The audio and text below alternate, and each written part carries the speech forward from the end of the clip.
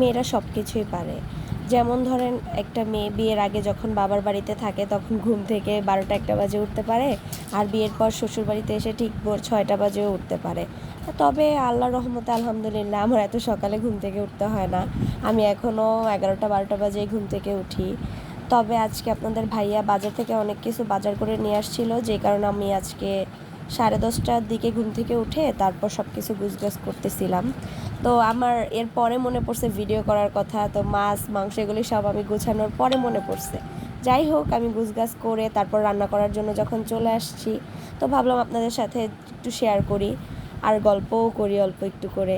এই যেখানে আমি ব্লেন্ডার করতেছিলাম সব কিছু, ব্লেন্ডার করার জন্য সব কিছু রেডি করে নিয়েছি, মুরগির মাংস রান্না করব।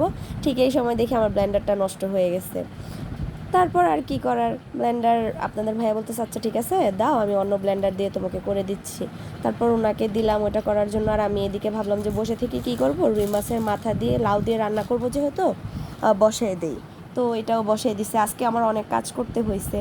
আর এই যে এখানে রায়ানের জন্য 2 পিস মাছ ভেজে নিচ্ছিলাম, কারণ রায়ান যেহেতু অন্য কোনো কিছু খায় না মাছ ভাজা ছাড়া, তো ওর জন্য মাছ ভেজে নিচ্ছিলাম 2 পিস।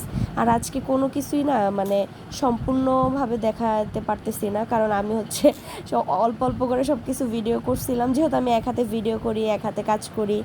আর এই কারণে আমাকে সাপোর্ট করার মতো কেউ নাই, যে আমাকে হেল্প করবে, আসলে সাপোর্ট না, হেল্প করার মতো কেউ নাই, যেই কারণে আর কি একা একাই করতে হয়, এক হাতেই সব করতে হয়।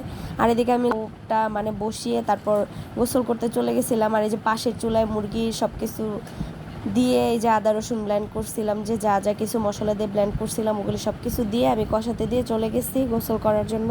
আর এর ভিতরে দেখি আপনাদের ভাইয়া সব কিছু রান্নাবান্না করে ফেলছে। তো আর ভিডিও করে রাখে নাই, এই কারণে আর কি শেয়ার করতে পারিনি আপনাদের সাথে। যাই হোক, আজকে রান্নাটা যদিও অনেক মজা হয়েছে, দেশি মুরগি রান্না করছিলাম আর লাউ দিয়ে রুই মাছ রান্না করছিলাম, মজা। ভাইয়া যে আবার আমার জন্য এগুলি নিয়ে আসছিল, ঘরে অবশ্য ছিল অনেক ফল, কিন্তু এগুলি খেতে ইচ্ছে করছিল তো তাই নিয়ে আসছে, এগুলিও খাইলাম একটু। এভাবেই আমার দিন পার হয়ে যায়। তবে খুব বেশি যে কাজ করা লাগে বিষয়টা আসলে ওরকমও না। পরে বিকাল আপনাদের ভাইয়া একটু নুডলস খেতে চাইছিল, ম্যাগি। তারপর আমি চটজলদি 2 মিনিটে ম্যাগি করে ওকে দিই।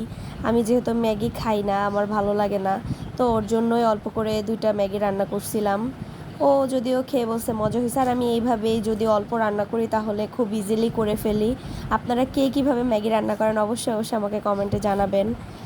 আর যদিও আমি খুব বেশি একটা ভালো রান্না করতে পারি না, তবে যতটুকু পারি আলহামদুলিল্লাহ। আমার মনে হয় না যে খুব একটা খারাপ হয়। আসলে খেতে পারে সবাই কম বেশি, বাট খুব যে একদম বাবুচিদের মতো মজা হয় ওই রকমও না। যতটুকু আর কি পারি করি, ট্রাই করি আর কি। একটা টাইমে যখন বাবার বাড়ি ছিলাম তখন তো কিছুই পারতাম না, যখন কলেজ যেতাম স্কুলে যেতাম, স্কুলের জুতাটা পর্যন্ত আমার আম্মু আমাকে ধুয়ে দিত, মানে আমি কোনো কিছুই পারতাম না। কিন্তু দেখেন এখন শ্বশুরবাড়িতে এসে সব পারি আলহামদুলিল্লাহ। মেয়েদের লাইফ যে বাবার বাড়িতে না